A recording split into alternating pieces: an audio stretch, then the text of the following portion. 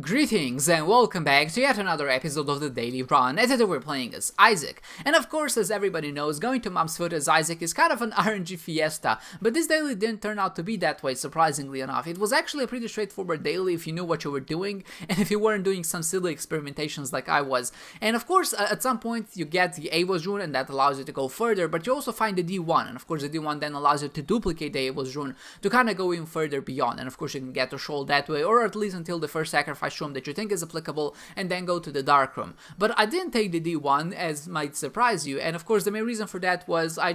wasn't thinking straight, basically. And I found the D1 and I was like, well, this is a good combo. Like, obviously having the AWOS rune, I can duplicate it, but I can't really hold two AWOS runes at once, you know, because you duplicate it, then you have two, so you need a way to kind of hold two consumables at once, two cards at once, and I just didn't have that way, so I was like, okay, the D1 is useless in this case. Just decided to stick with the D6 in hopes that I could maybe reroll Devil Deal into the shovel or something like that. But as it turns out, of course, the combo I was talking about actually completely works, because you duplicate the AWOS rune, you use one AWOS rune, you create a trapdoor, and you keep the other AWOS rune that you just duplicate, and you go with it through the trapdoor into the next floor. And of course you can duplicate that on the next floor again, and you can kind of repeat that process until you get to basically as far as you want to go. And at the time I wasn't really kind of, like I said, realizing this. I think the majority of that is just I don't really break that often, so for that reason I just maybe don't have that mental association with items like the D1 for them to have such power. But obviously, just as I demonstrated, you can kind of create a makeshift shovel.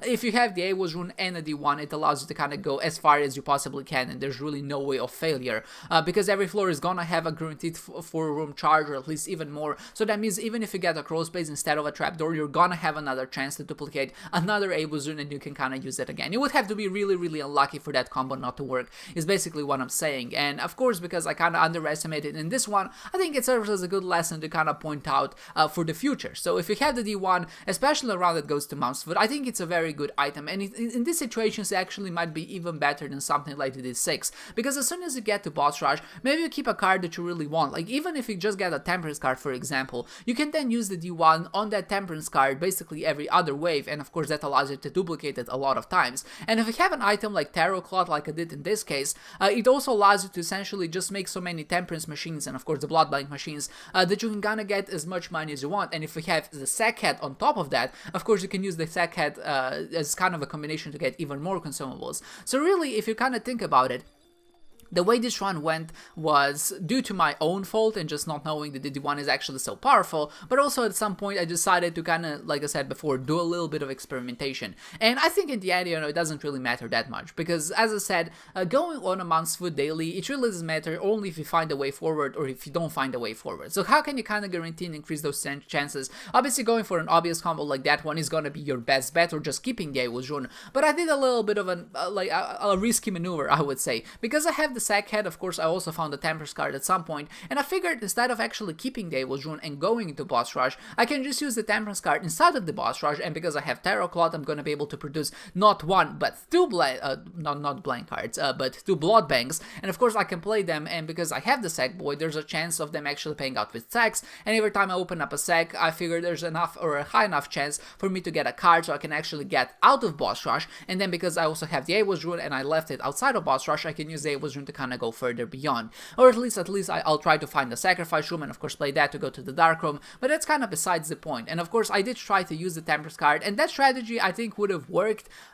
in most cases, but in this one it just kind of proved to be unfruitful. I swear, every time you try to play the Blood Bank, and when you want to get the Ivy back, it just doesn't want to show up. But when you don't want it and you want the Blood Bank to actually last as long as, and just as humanly possible, it just kind of it just explodes in like the first 5 plays. It's ridiculous. I'm not sure if the game is kind of reading my mind on that part, but it was definitely a risky maneuver and something I was kind of, like I said, experimenting. I figured maybe if I get lucky enough, I would be able to get enough Temperance cards down, and of course I could get enough consumables and Shrek bonus that way. I was kind of hoping that I would be able to break the Shrek cap with this particular combo, because of course if you get the Ivy bag, you get the sacks, of course then you can use the Tarot Cloth with cards like the Two of Hearts, or at least the Hierophant, or anything like that. And I figured it was gonna be sustainable enough for me to get like 5,000 points or something like that that Sleaze Swag, and to some extent, like I said, I think it would have been a good idea if I actually kept the D1, because what I could have done, of course, is drop the Temperance card on the ground, and then I would be able to duplicate it with the D1 basically as many times as I humanly could, and in the end, because I had the Tarot card, I would have like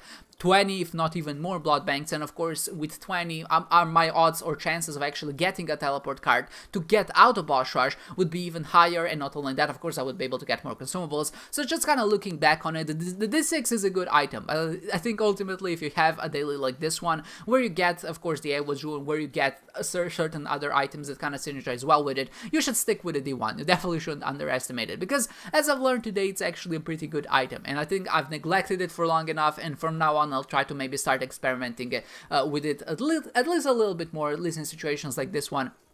which kind of warrant it. But at least, you know, what I can say is that I've had a fun run, because I had the 2020, I had the Cricket's Body, but I also had one of the new eyeball items, and it was a fun one, because you essentially create a minefield on the ground, and as soon as enemies kind of split or charge at you, they go through those tiers, and of course, every time they hit a tier, it splits into 4 more tiers, and they kind of clank around, and it's not only an enjoyable and very relaxing sound to actually listen to, it's like very oddly satisfying, but also it actually is quite a potent combo and deals a lot of damage. It's especially good against enemies which move a lot, because they just tend to go through that minefield in some regard, but of course, all in all, it wasn't strong enough to carry me to the next floor, and because I didn't keep the Awa's Rune, which of course would have been the obvious choice, just to keep the Awa's Rune and bring it into boss rush, of course, at least I could have gotten another floor of exploration there. I decided to stick with the Temperance card. I made a risky play, it didn't really pan out well, but at least, you know, we know. It's not that good of a score, but I think in the end, like I said before, it doesn't really matter, you know, sometimes it's about fun, it's just about experimentation, learning something new, and sometimes it's actually about kind of buckling down and trying to get a good score. And honestly, after the daily yesterday, which took me 2 hours, it actually felt good for this one to be just a little bit shorter, so I can actually